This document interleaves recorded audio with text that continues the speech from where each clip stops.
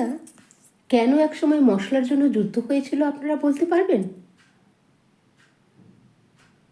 আচ্ছা ভাবুন তো, এমন একটি জিনিস যার জন্য হাজার হাজার কিলোমিটার সমুদ্র পাড়ি দিয়ে নাবিকরা এসেছে এখানে, রাজারা যুদ্ধ করেছে, এমনকি নতুন মশলার মহাদেশ পর্যন্ত আবিষ্কার হয়ে গেছে।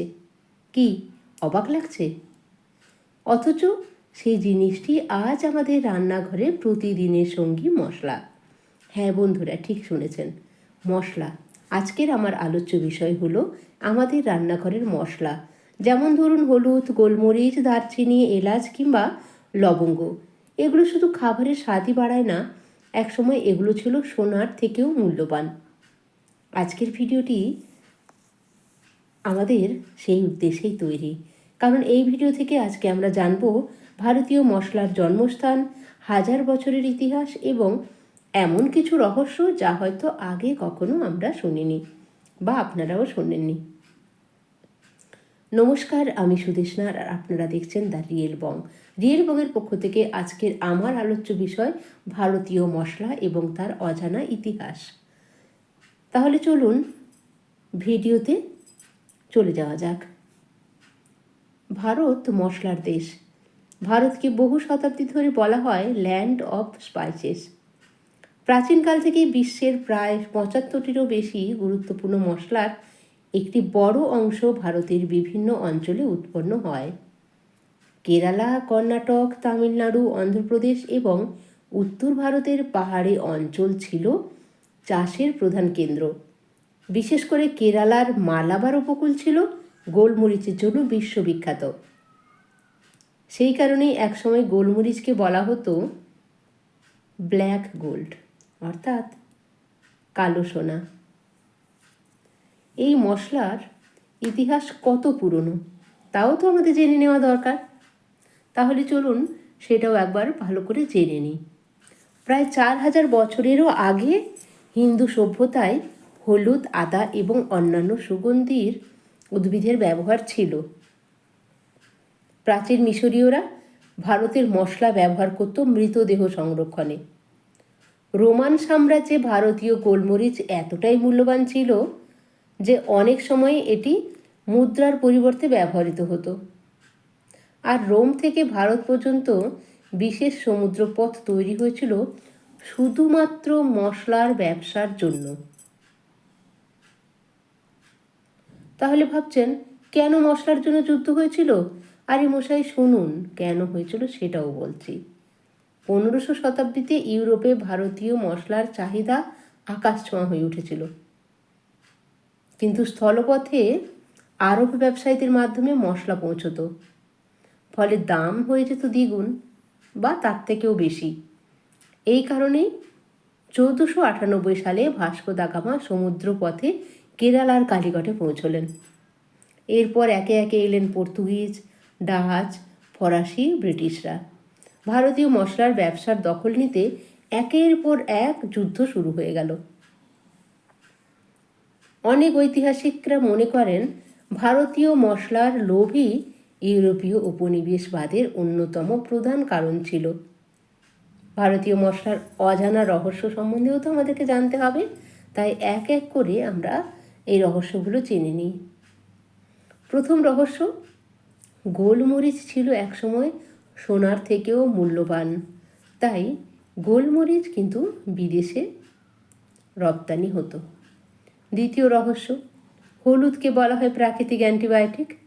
আয়ুর্বেদে হাজার বছর ধরে এটি ওষুধ হিসেবে ব্যবহৃত হয়ে আসছে, তাই বিদেশেও এ পাড়ি দিতে শুরু করলো, কারণ ওষুধ তৈরির কাজে এটিকে ব্যবহার করা হবে। তৃতীয় রহস্য কি জানেন? আমরা কাকে কুইন অফ স্পাইসেস বলি? তাহলে চলুন না এই ভিডিওতেই জেনে নিই। আমরা এলাচকে বলি মশলার রানী। তার মানে কি হলো? কুইন অফ দ্য স্পাইসেস, তাই এলাচকে আমরা কুইন অফ দ্য স্পাইসেস বলি। চতুর্থ রহস্য, কালো জিরা সম্পর্কে একটি বিখ্যাত ইসলামিক ঐতিহ্যেও উল্লেখ রয়েছে যে এটি বহু রোগের উপকারে আসে, শুধুমাত্র মৃত্যু ব্যতীত, তবে আধুনিক চিকিৎসার বিকল্পে হিসেবে নয়।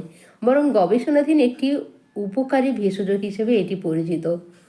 পঞ্চম রহস্য, অনেক ভারতীয় মন্দিরে আজও বিশেষ পুজো বা প্রসাদ তৈরিতে নির্দিষ্ট মশলা ব্যবহার করা হয়, যার ঐতিহ্য শত শত বছরের পুরনো।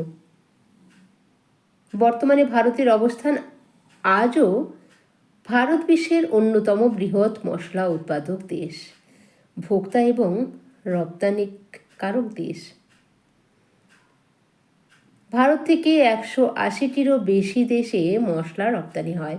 গোলমরিচ, হলুদ, জিরা, ধনে, লঙ্কা, এলাচ সহ অসংখ্য মশলার আন্তর্জাতিক বাজারে ভারতের গুরুত্বপূর্ণ ভূমিকা রয়েছে। ভারতীয় মশলা শুধু স্বাদের জন্য নয়, স্বাস্থ্যগুণ এবং আয়ুর্বেদিক ব্যবহারের কারণেও বিশ্বজুড়ে জনপ্রিয়। তাহলে ভাবুন, এক চিমটি হলুদ, এক মুঠো গোলমরিচ কিংবা কয়েকটি এলাচ, এগুলোর পিছনে লুকিয়ে আছে যে হাজার বছরের ইতিহাস, সমুদ্র যাত্রা, রাজনীতি, বাণিজ্য এবং সভ্যতার গল্প। সেগুলো কেন রয়েছে সেগুলো তো আমাদেরকে জেনে নেওয়া দরকার। কিন্তু দেখুন, এত কিছু যে মশলাগুলোর জন্য হয়ে গেছে, সেই মশলাগুলো আজ কিন্তু আমাদের রান্নাঘরে খুব সহজে পাওয়া যায়। সেগুলি সাধারণ, সেগুলির জন্য কোনো রকম পৃথিবীর মানচিত্র বদলে গিয়েছে। আচ্ছা, আপনার মতে কোন ভারতীয় মশলাটি সবচেয়ে আশ্চর্যজনক এবং কোন মশলাটি আপনি একেবারেই পছন্দ করতে পারেন না? অবশ্যই আমার কমেন্ট বক্সে জানিয়ে যান। আর মায়েরা সামান্য মশলা দিয়েই কিন্তু তাদের হাতের জাদু দেখিয়ে দেন আমাদেরকে, এবং ডাইনিং টেবিলে বসে আমরা সত্যি বাহবা দিতে থাকি যিনি রান্না করেছেন তাকে, অথবা এক এক সময় ওই রেসিপিটিকে যিনি রান্না করেছেন তাকেও আমরা বাহবা দিতে ভুলে যাই। কিন্তু মায়েদের অথবা রাঁধুনিদের এই হাতের জাদুতেই কিন্তু হয়ে ওঠে অসামান্য একটা ডিশ।